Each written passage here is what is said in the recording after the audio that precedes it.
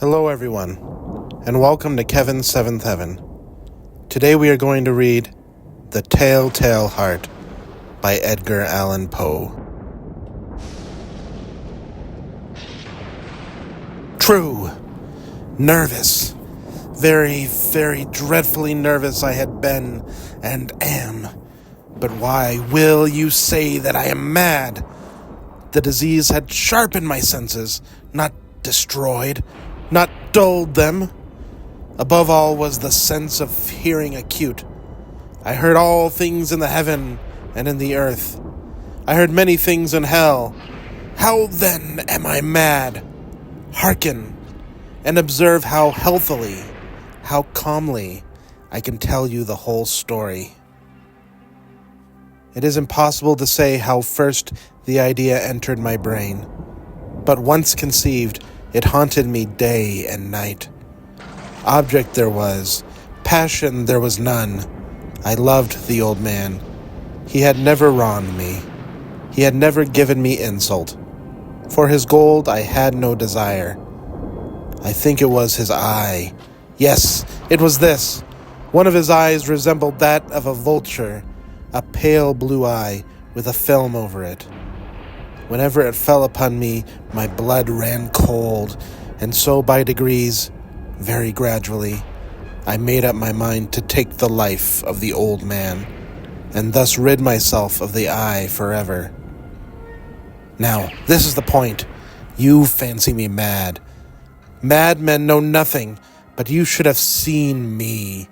You should have seen how wisely I proceeded, with what caution, with what foresight, with what dissimulation I went to work. I was never kinder to the old man than during the whole week before I killed him. And every night, about midnight, I turned the latch of his door and opened it. Oh, so gently. And then, when I had made an opening sufficient for my head, I put in a dark lantern, all closed, so that no light shone out. And then I thrust in my head. Oh, you would have laughed to see how cunningly I thrust it in. I moved it slowly, very, very slowly, so that I might not disturb the old man's sleep. It took me an hour to place my whole head within the opening, so far that I could see him as he lay upon his bed. Would a madman have been so wise as this? And then, when my head was well in the room, I undid the lantern cautiously. Oh, so cautiously. Cautiously, for the hinges creaked. I undid it just so much that a single thin ray fell upon the vulture eye. And this I did for 7 long nights. Every night, just at midnight. But I found the eye always closed, and so it was impossible to do the work. For it was not the old man who vexed me, but his evil eye. And every morning, when the day broke, I went boldly into the chamber, and spoke courageously to him, calling him by name in a hearty tone, and inquiring how he had passed the night. So you see, he would have been a very profound old man indeed, to suspect that every night, just at 12, I looked in upon him while he slept. Upon the 8th night, I was more than usually cautious in opening the door. A watch's minute hand moves more quickly than did mine. Never before that night had I felt the extent of my own powers, of my sagacity. I could scarcely contain my feelings of triumph to think that there I was, opening the door, little by little, and he not even to dream of my secret deeds or thoughts. I fairly chuckled at the idea, and perhaps he heard me, for he moved on the bed suddenly, as if startled. Now, you may think that I drew back, but no. His room was black as pitch with the thick darkness, for the shutters were close-fastened through fear of robbers. And so I knew that he could not see the opening of the door, and I kept pushing it on steadily. I had my head in and was about to open the lantern when my thumb slipped upon the tin fastening, and the old man sprang up in the bed, crying out, "Who's there?" I kept quite still and said nothing. For a whole hour, I did not move a muscle. And in the meantime, I did not hear him lie down. He was still sitting up in the bed, listening, just as I have done, night after night, hearkening to the death watches in the wall. Presently, I heard a slight groan, and I knew it was the groan of mortal terror. It was not a groan of pain or of grief. Oh no! It was the low, stifled sound that arises from the bottom of the soul when overcharged with awe. I knew the sound well. Many a night, just at midnight, when all the world slept, it has welled up from my own bosom, deepening with its dreadful echo the terrors that distracted me. I say I knew it well. I knew what the old man felt and pitied him, although I chuckled at heart. I knew that he had been lying awake ever since the first slight noise when he had turned in the bed. His fears had been ever since growing upon him. He had been trying to fancy them causeless, but could not. He had been saying to himself, "It is nothing but the wind in the chimney. It is only a mouse crossing the floor, or it is merely a cricket which has made a single chirp."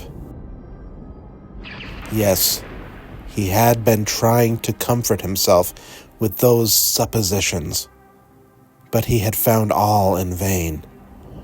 All in vain, because death, in approaching him, had stalked with his black shadow before him and enveloped the victim.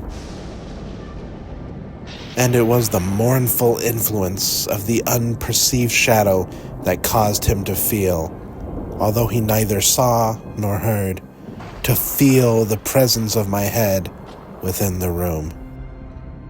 When I had waited a long time, very patiently, without hearing him lie down, I resolved to open a very, very little crevice in the lantern. So I opened it. You cannot imagine how stealthily, until at length a single dim ray, like the thread of the spider, shot from out the crevice and fell upon the vulture eye. It was open, wide open, and I grew furious as I gazed upon it. I saw it with the perfect distinctness, all a dull blue, with a hideous veil over it that chilled the very marrow in my bones. But I could see nothing else of the old man's face or person, for I had directed the ray, as if by instinct, precisely upon the damned spot. And now, have I not told you that what you mistake for madness is but over-acuteness of the senses? Now, I say, there came to my ears a low, dull, quick sound, such as a watch makes when enveloped in cotton. I knew that sound well, too. It was the beating of the old man's heart. It increased my fury, as the beating of a drum stimulates the soldier into courage. But even yet I refrained and kept still. I scarcely breathed. I held the lantern motionless. I tried how steadily I could to maintain the ray upon the eye. Meantime, the hellish tattoo of the heart increased. It grew quicker and quicker and louder every instant. The old man's terror must have been extreme, It grew louder, I say, louder every moment. Do you mark me well? I have told you that I am nervous, so I am. And now, at the dead hour of the night, amid the dreadful silence of that old house, so strange a noise as this excited me to uncontrollable terror. Yet for some minutes longer, I refrained and stood still. But the beating grew louder and louder.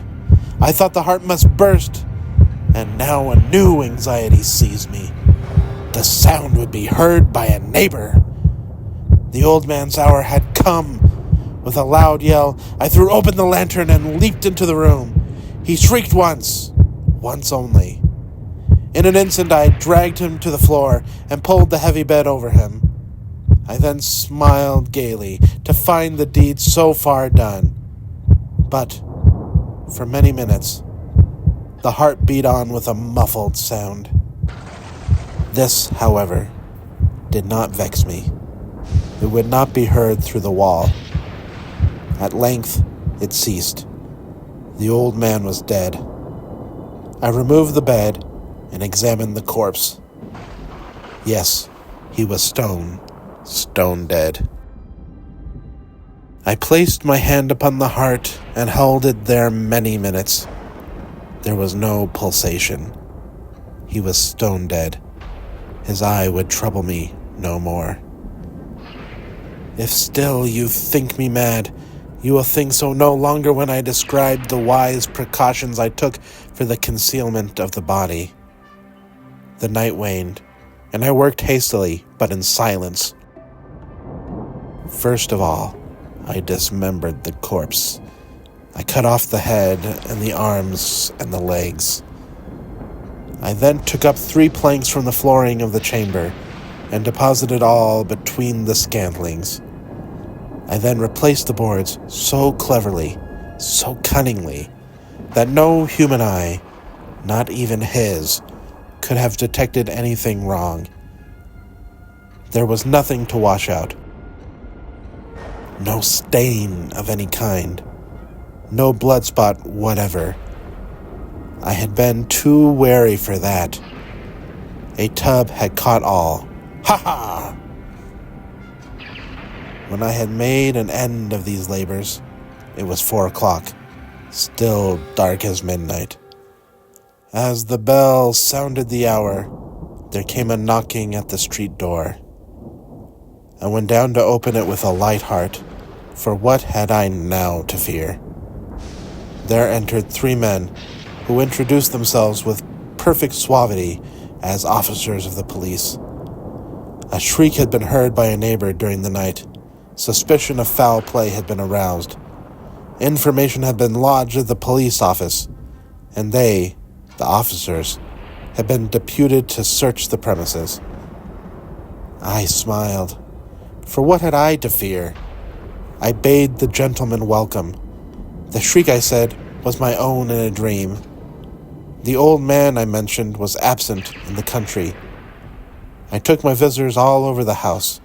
I bade them search well. I led them at length to his chambers. I showed them his treasures, secure, undisturbed.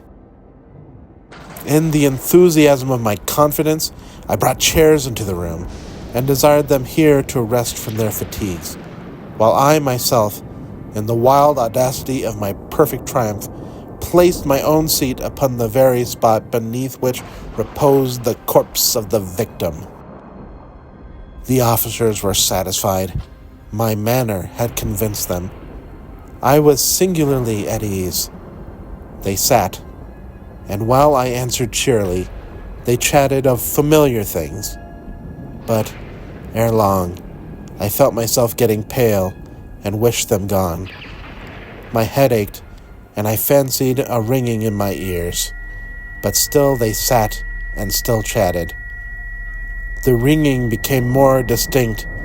It continued and became more distinct.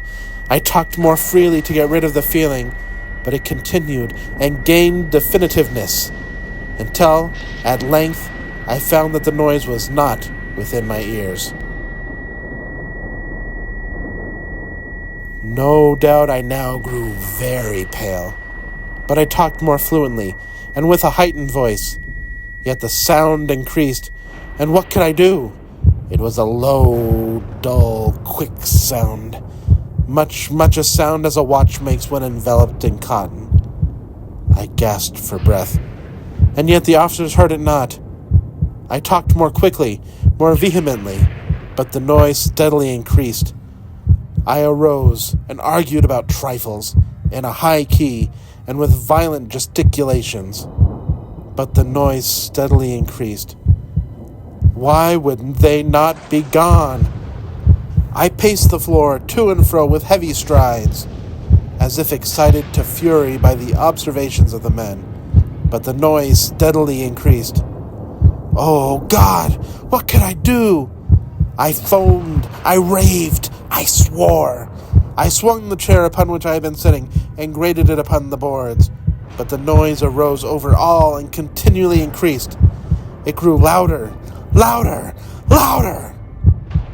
And still the men chatted pleasantly and smiled. Was it possible they heard not? Almighty God! No! They heard! They suspected! They knew! They were making a mockery of my horror. This I thought, and this I think. But anything was better than this agony. Anything was more tolerable than this derision. I could bear those hypocritical smiles no longer. I felt that I must scream or die. And now, again, hark! Louder! Louder! Louder! Louder!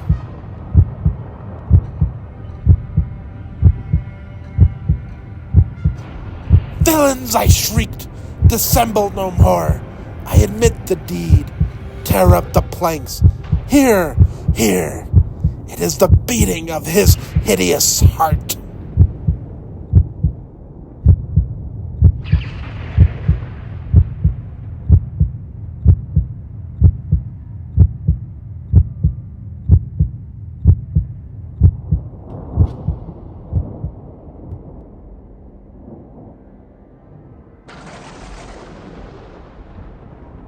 Thank you for listening to me read scary short stories. Please like, comment on, and share this video. Also, please subscribe to Kevin's Seventh Heaven on YouTube and make sure that notification bell is set to all. It would really help me out. We'll make sure that you know when the next video is coming out. Also, if you would like to support me more directly and monetarily, I do have a Patreon under the same name, Kevin's Seventh Heaven, and my CashApp and Venmo are in my bio. Anyway, ta-ta for now. Love you all.